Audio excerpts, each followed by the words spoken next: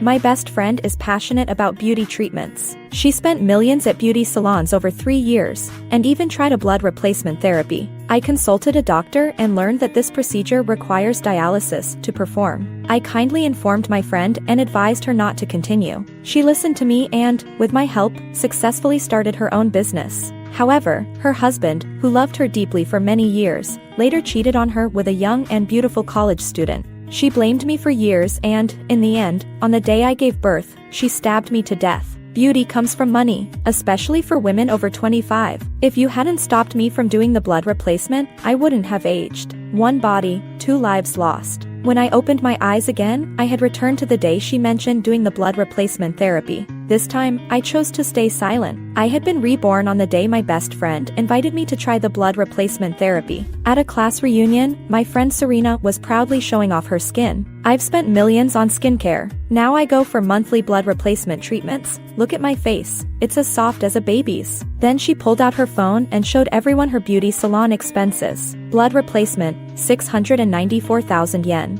Hydrating injections, 390,000 yen. Cell health supplements, 310,000 yen. Elegant body sculpting, 264,000 yen. Eyebrow tattoos, 180,000 yen. Private treatments, 8 times 159,000 yen. Everyone was stunned. Someone asked if such frequent blood replacement treatments would harm her body. Another jumped in, warning her about scammy beauty salons. Serena rolled her eyes. What do you know? Beauty requires money, especially for women over 25. Then she didn't forget to drag me down in front of everyone. Haley, all you do is paint. Look at your dull, dirty appearance. Why don't you come with me? In my previous life, she had asked me the same question. Back then, I declined. Later, worried she might be scammed, I consulted a professional doctor. The doctor told me that this procedure can only be done with dialysis and that most beauty salons use it as a marketing ploy. Afterward, I informed Serena and advised her not to go to that salon again. Realizing she had been tricked, she finally decided to escape the trap.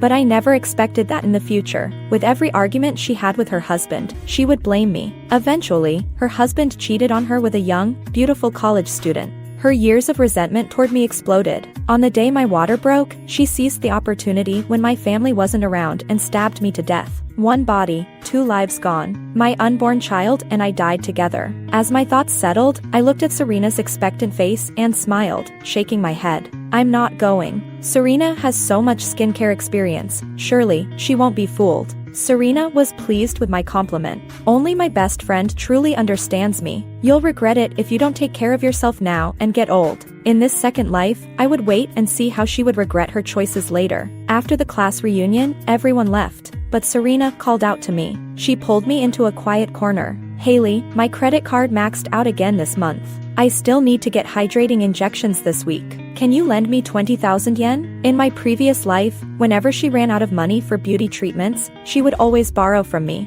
Over those years, she accumulated nearly 500,000 yen in debt to me. Whenever I tried to ask for repayment, she would use our friendship as an excuse to avoid paying me back.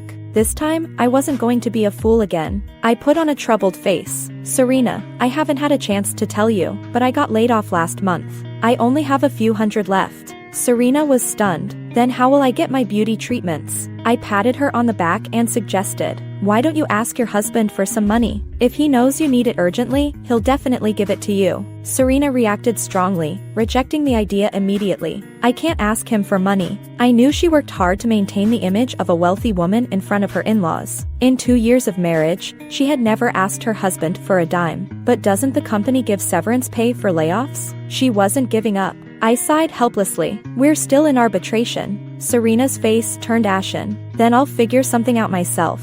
I nodded and added, I lent you all my savings, so if you could. Before I could finish, Serena dashed off. I've got something to do, let's talk later. The next day, I went to the office to complete my resignation paperwork. After packing up my things and sending them back home, I canceled my apartment lease. Late at night, I took the last bus out of New York.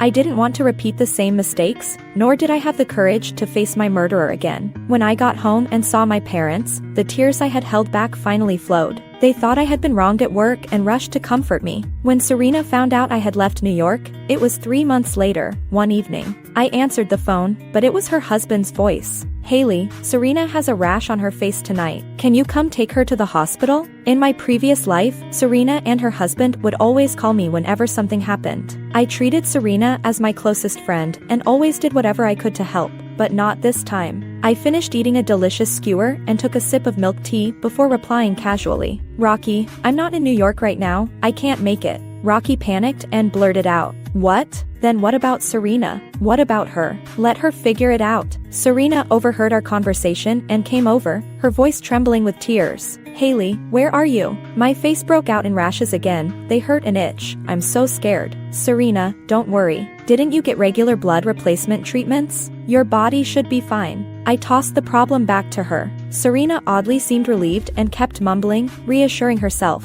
Yes, my body is fine." But Rocky was suspicious. "Honey, are you sure this blood replacement therapy is safe? Maybe we should go to the hospital." Serena became furious at being questioned. "I just had seafood tonight. I've been doing blood replacement for so long, my body can't be harmed." Rocky didn't expect her to react so strongly. "I'm just trying to look out for you." Serena didn't care that there were others listening and shouted at him. "You don't understand, so don't speak. You didn't even finish high school, and you dare question me, a college graduate? You and your whole family are country bumpkins." I couldn't help but chuckle. Insulting others is one thing, but she just insulted herself too. Luckily, they were too busy arguing to hear my laughter. Rocky kept apologizing. I'm sorry. As they argued, I relaxed, enjoying my midnight snack. By the time Serena finished venting, her rash had spread all over her body. I was woken up by a phone call from Serena right around noon. She hadn't gone to the hospital for treatment. Just like in my past life, she went back to that shady beauty salon. The methods there were bizarre. They gave her a luxury treatment package. First, they had her soak in ice water for therapy, then drink a bowl of pitch-black herbal medicine, claiming it was a secret recipe. Finally, they did another round of blood exchange therapy. This whole ordeal cost her another $40,000 or $50,000. But surprisingly, it worked. Her rashes started to fade. Serena vividly described her experience and even sent me a video. In the video, she was shivering in a wooden tub, her teeth chattering loudly. Seeing this scene, I couldn't help but laugh. In my previous life, whenever Serena broke out in rashes from excessive beauty treatments, I advised her to seek proper medical attention. She always mocked me, saying I was as ignorant as Rocky, and added, "Specialized problems require specialized solutions. Skin issues should be treated at a beauty salon." What she didn't realize was that this shady salon didn't even have a license, and the staff were unqualified, barely educated practitioners. Good advice can't save someone determined to destroy themselves. In this life, I won't intervene in her fate. Let her suffer the consequences of her actions. For the next few days, Serena kept going back to the salon for so-called treatments. After about a week, her rashes finally disappeared, but Serena was overjoyed, convinced that it was the blood exchange therapy that worked. She immediately posted a video on social media, boasting about the benefits of the procedure. Someone quickly left a comment, "Blood exchange therapy is only possible with dialysis. It's not a beauty treatment." My heart skipped a beat, wondering if this life's trajectory would change because of that comment. But Serena wasn't swayed. She replied with a lengthy and passionate response. "I knew the internet was full of ignorant people. Did you go to college? Are you a doctor? If you don't know anything, don't talk nonsense. I'm sharing my experience to help more people, and you, as a troll, must be living a miserable life to vent your anger online." The commenter was so intimidated they deleted their comment. But Serena didn't stop there. She even rallied her clueless followers to cyberbully that person. I couldn't stand it anymore. I planned to message the commenter privately, only to find out they had already deleted their account. Serena was both foolish and cunning. Sensing a business opportunity, she began sharing more about her beauty treatments on social media and even formed a fan group to bring them to the salon. She earned massive referral fees and was making a fortune. I quietly marked her videos as not interested and switched platforms to watch my favorite anime. The night was long. I was curious to see how the karma she sowed would come back to her. In this life, I still met and fell in love with my previous husband through my parents' introduction. The difference was that I successfully gave birth to a beautiful, lovely daughter. 2 years later, my husband said he wanted to visit relatives in New York.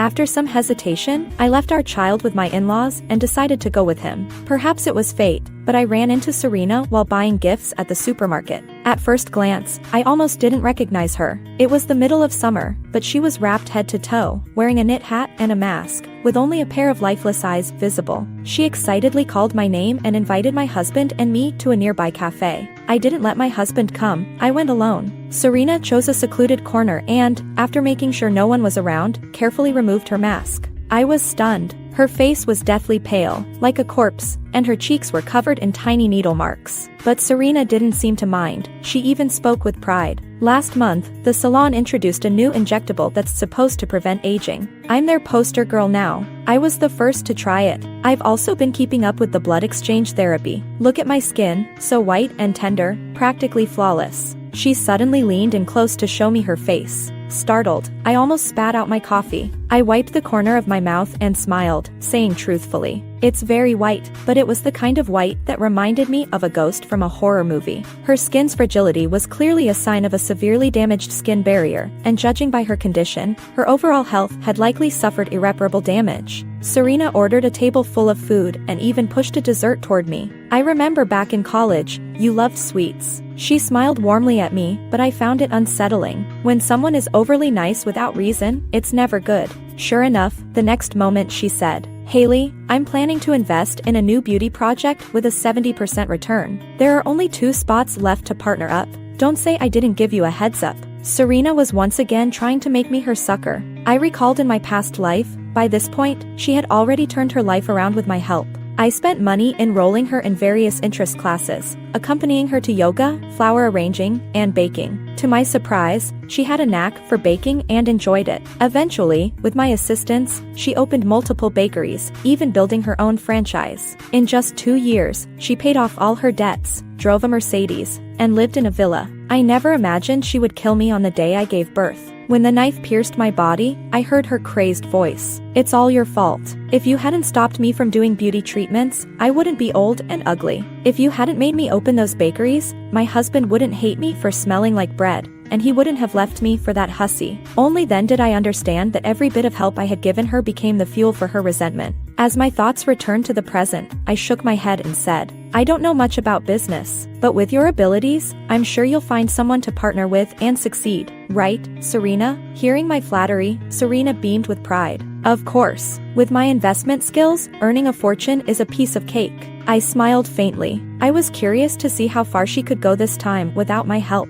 Serena quickly found 2 gullible fans from her group and pooled $3 million to invest in the salon, but the returns she expected never came. Months passed, and there wasn't a single penny in profit. Those 2 fans eventually showed up at Serena's house, causing a huge scene. Apparently, the entire neighborhood witnessed the drama. Rocky, her husband, was so scared he didn't dare go home, using a work trip as an excuse to flee the city. Serena was in a panic, afraid the situation would escalate, so she went to the salon to demand answers. The salon fed her one excuse after another, and once again, she fell for their lies. She didn't realize the whole thing was a scam from the start. Late one night, she somehow found my new number and called me again. "Haley, there's a little problem with my project. Could you lend me $50,000 to help me through this?" She was still as presumptuous as ever. I sighed into the phone, pretending to be in a difficult spot. "Serena, it's not that I don't want to help you. I don't have a job right now, and I'm living off my husband. All our money goes to his parents, and I'm barely scraping by myself.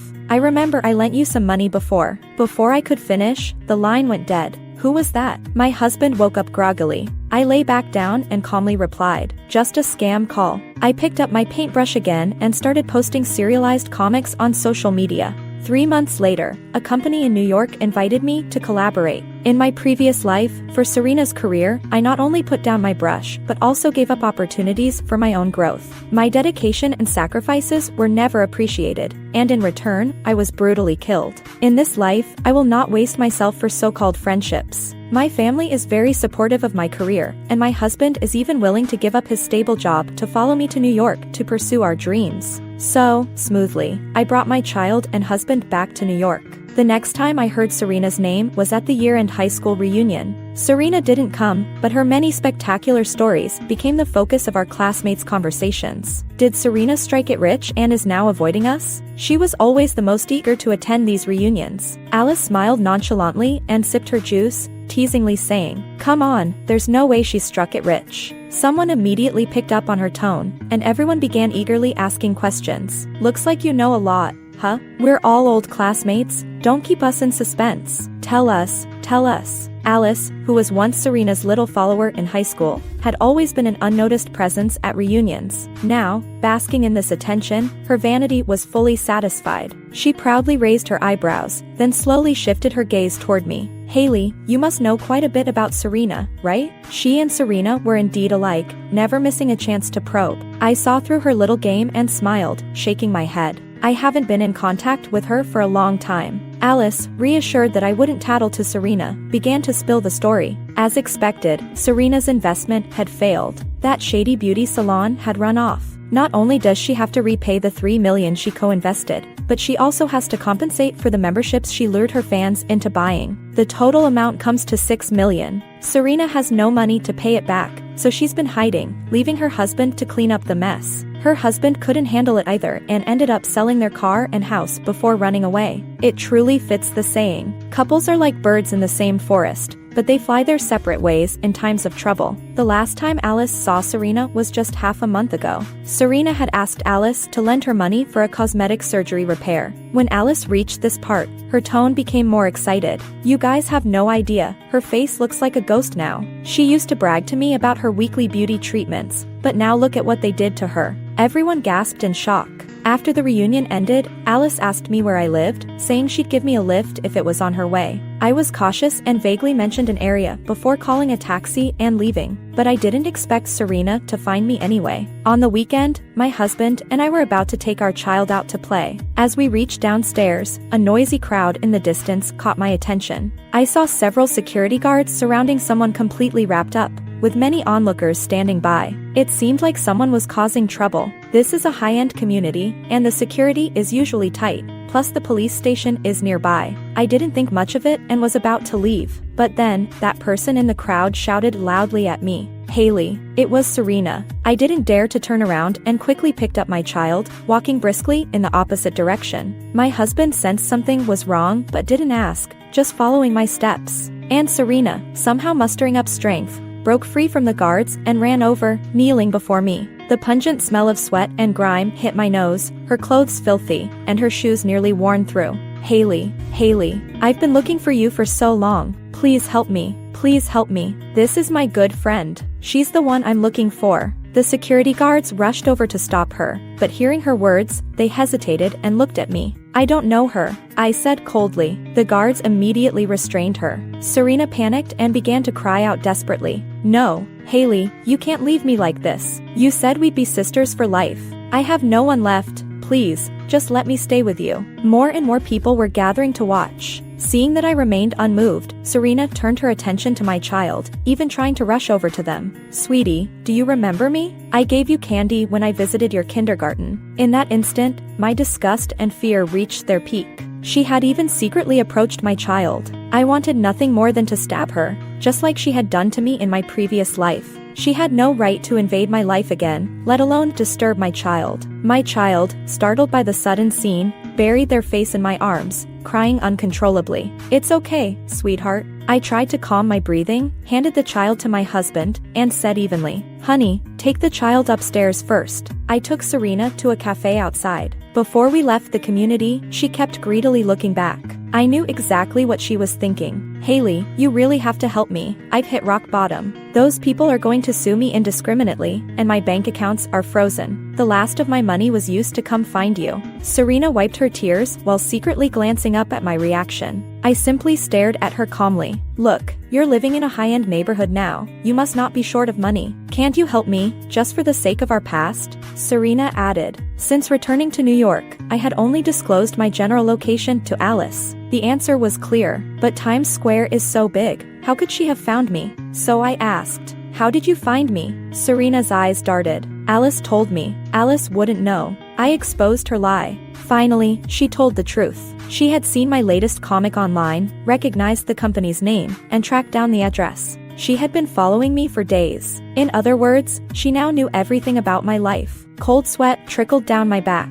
Originally, in this life, I only intended to let Serena suffer the consequences of her actions. But now that she posed a threat to my child and me, I couldn't let her go. If you don't help me, I'll stick to you forever. Serena clung to my hand, her desperation reminding me of a venomous snake. I withdrew my hand and said slowly, I can help you, but you have to do exactly as I say. Serena nodded eagerly like a pecking chicken. I'll do whatever you want. I found a rental house in the suburbs for Serena to stay in. But before we even got inside, she started complaining. Just because you live in a nice neighborhood, you think I should stay here? Look at this place. It's not just remote. The house is so shabby. It looks like a slum. Just then, a resident from upstairs walked by. The young man heard her and glanced at her, disdainfully saying, Why don't you take a good look in the mirror before talking? Why don't you sleep under a bridge, you beggar? Hey, who are you calling a beggar? Serena rolled up her sleeves and looked like she wanted to hit him. But the young man, seeing the veins bulging on her pale arm, was so frightened he ran away. Her arm was covered in thick,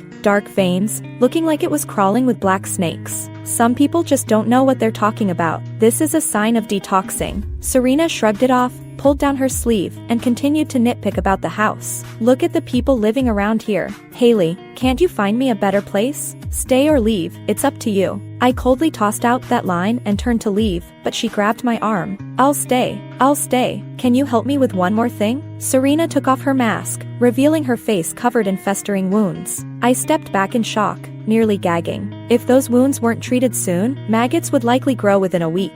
You see? You're scared too, right? Serena laughed self-deprecatingly, pleading, If I don't get cosmetic surgery soon, my face will really be ruined. Haley, can you lend me $50,000? $30,000 will do. I furrowed my brows, thinking for a few seconds before saying, I don't have that much money right now. You'll have to wait a few days. Serena nodded excitedly and then asked tentatively, Can you give me some money now? I haven't eaten in days. I pulled out the cash I had on me, intending to give her $200, but she snatched the wallet from my hands and greedily started counting the bills. Is this all there is? $136. Serena stared at the handful of crumpled bills in disbelief. Then I remembered. I earned that money yesterday when I took the kids out to experience street vending. I made up an excuse. This is my leftover grocery money for this month. Her gaze toward me was complex, a mix of sympathy and contempt. But she still took the stack of bills. When I get back on my feet, I won't forget you. I didn't respond. She would never have that day. As soon as I got home, the community manager came to my door with a gift box. He apologized for what happened today, promising to enhance security in the future.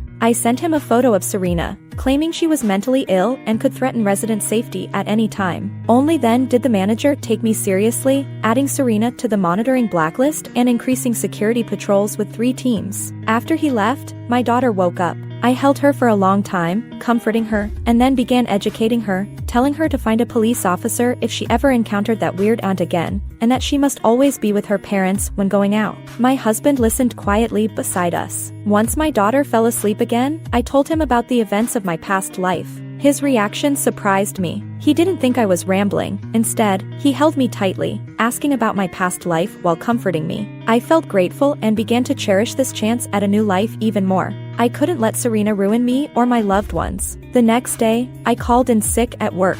Just then, Rocky contacted me. Haley, do you know where Serena is now? I was silent for a few seconds and cautiously asked, Why do you want to find her? My reaction undoubtedly suggested I was hiding something. He got anxious and his tone shifted from polite to urgent. Just tell me where she is. I need to find her urgently. I won't tell you unless you explain why you're looking for her. I replied slowly. Rocky couldn't win against me, so he finally told me. I'm looking for her to get a divorce. She pretends to be a rich second generation, but she's in deep debt. I can't clean up this mess. He was about to say more when a young woman's voice suddenly came through on the other end. Rocky, what are you doing on the balcony? I instantly realized, it seemed that in my past life, Rocky's affair happened sooner. Smoking. I'll be right there, Rocky shouted back, then quickly turned to me. Send me her address. I have to go now. Beep beep beep. The call ended. I chuckled, edited Serena's address, and hit send. In the evening, Serena called me over a dozen times. She even sent me threatening texts. "If you don't answer, I'll come find you. I'll find your daughter." I leisurely finished my dinner and bought a takeout meal before driving to Serena's place. The door was slightly ajar, so I pushed it open and saw the inside was a complete mess, garbage and broken glass everywhere, and the couch was overturned. Serena was sitting in a corner, crying. Her hair was a tangled mess, and her face and body were covered in deep purple bruises. I suppressed a smile and just stood at the door watching. When Serena saw me, she rushed over and cried, "Haley, why didn't you answer the phone? I'm going crazy. You have to give me money." As she spoke, Serena clung to my leg, crying, "Rocky wants a divorce. He saw my face. I have to get surgery right away. I can't lose him. It's too late to get surgery now. You don't have anywhere to go for that. Just eat something first." I handed her the takeout box. Starved all day, Serena devoured the food like a ravenous dog, opening the box and hungrily digging in. "Where's the trash can?" I lifted a stack of advertising papers I was holding, glancing around the room casually. "I wonder who stuck those ads on my car." Serena stared intently at the advertising papers in my hand, where the words "low-interest loans" were clearly visible. After a long silence, she finally looked away. "Just put them on the table. I'll clean up later." "All right." After a few meaningless exchanges of concern, I left. But I was sure Serena's attention had already been diverted elsewhere. Serena hadn't come to find me for nearly 2 months. The private detective reported her activities, and I learned she had visited an unlicensed beauty salon 6 times, and checked into a hotel with a man 13 times. She was living quite freely. When I saw her again, it was on my phone. Her face, covered in sores, held up her ID as she took naked pictures, no censorship. Soon, the high school classmates group exploded. Everyone learned about Serena's nude loan incident, but that wasn't enough. I put down my work, opened the fan rights protection group I had infiltrated, and shared Serena's address. I added, "I found out where she is." Before I could say more, people in the group immediately responded, eager to team up to collect debts. All night, the notification sounds rang incessantly, with videos of fans confronting Serena flooding in. I rarely stayed up late, but I enjoyed watching the videos. At first, the fans were relatively polite, only shouting at Serena to pay back the money. But Serena's attitude was too arrogant. She yelled, "I've spent all the money. If you're capable, come in and kill me." The fans were thoroughly enraged and brought tools to break in. Serena immediately backed down, begging for mercy. But it was useless. Having long undergone so-called external blood transfusions, her body was already weak, and with 50 or 60 people beating her, she had no ability to fight back. Soon, her cries for mercy were drowned out by the sounds of violent blows, and the chaotic scene was filled with a strong smell of blood. In the early morning, over a dozen police cars and ambulances arrived at the building where Serena lived. It was said that when Serena was lifted onto the ambulance, she was still muttering about needing to go to the beauty salon for repairs. Serena spent a day and a night in the ICU, and after lying in the intensive care unit for half a month, she was finally moved to a regular ward. When I arrived at the hospital, Rocky was there as well. In the ward, the man's curses were incessant. "Now the whole world has seen your nude photos. Relatives and colleagues are laughing behind their hands. How am I supposed to face anyone? Look at you now, half dead. You might as well just die to spare me the hassle of a divorce." About half an hour later, the patrolling medical staff passed by and finally drove Rocky away. He froze for a moment when he saw me at the door, but without saying a word, he stormed off in anger. I entered the ward holding a bouquet of white chrysanthemums. Serena was covered in various tubes, her body and face wrapped in thick white bandages, lying on the bed, barely alive, with the air filled with the smell of disinfectant and feces. I pinched my nose in disgust, admiring Rocky for being able to stay there so long. Serena was very agitated, her vacant eyes darting around, but she couldn't speak because she was wearing an oxygen mask. I smiled and asked, "Is it painful?" Serena became more agitated, giving me a pleading look. My smile grew wider. "I was once as desperate as you are. I sought help from you, but what did you do?" Serena looked confused. "You stabbed me to death." She shook her head frantically, but after a long moment, she finally recalled the events of the previous life. I nodded in satisfaction. "Good, now you know what you've done. So, I won't save you. I wish you'd lie in that hospital bed with a urine bag for the rest of your life. Serena's expression turned to one of terror, and she began to cry out in despair. I turned to leave, and as I passed the corner of the stairs, I heard several medical staff discussing Serena's condition. I saw her video before, and I kindly commented to tell her not to do that external blood transfusion health treatment anymore. But she united with netizens to curse me. Now it's better. Her internal organs are seriously failing, and there are toxins in her blood that can't be detected. She probably won't survive this month. Oh right, it's also karma. She was beaten by that group of crazy women. Her hands and feet were broken, and the baby in her belly was violently aborted just 1 month ago. I was taken aback. Then it seemed I had settled the score with her. In this life, without any so-called friendship to hinder me, my career developed smoothly. My latest serialized comic became a hit, and countless offers came my way. The company I currently work for, in order to keep me, not only promoted me to management, but also offered me a hefty annual salary. At the end of the year, a company approached us for a collaboration meeting. I represented my side and attended the meeting. Coincidentally, the other company sent Alice. Alice nervously observed my expressions while explaining the proposal on stage. I smiled at her kindly. She finally relaxed and spoke more freely. After the meeting, Alice stopped me. Haley, we've been classmates for so many years. You should give me this face, right? What kind of face did she have? I maintained my friendly smile. We'll give a response within 3 days. Alice panicked and blocked my way. No. Haley, please don't hold a grudge against me because of Serena. She forced me back then. So she still remembered this. I played dumb and looked at her. What matter? Alice felt like she hit a wall, and she resorted to the pity card. I really need this job now. If this project fails, not only will I get fired, but my whole family will suffer. Please do me this favor. I will seriously consider what you said, but now there are other companies competing. The company will choose the best option. Alice wanted to say more. At that moment, a colleague happened to pass by, and I quickly called him, slipping away without looking back. The next day, I had my secretary send Alice a rejection email. Not long after, I saw news of Alice's resignation in my social circle. She even paired it with a sarcastic comment. Bad people will get their just desserts. This sounded more like her confession. Back then, because of her one sentence, my family and I nearly faced disaster. And now I just said one sentence. This was fair. As night fell, I returned home from work, only to find the house shrouded in darkness. Suddenly, footsteps approached from afar. I instinctively tensed up. In the next second, joyful birthday songs filled the air. I saw my husband and daughter pushing a small dining cart toward me, topped with a lovely big cake. Mom, happy birthday. My daughter leaped into my arms, and my husband smiled warmly at me. In the candlelight, the three of us blew out the candles together. I thought I should let go of the past and start a new life.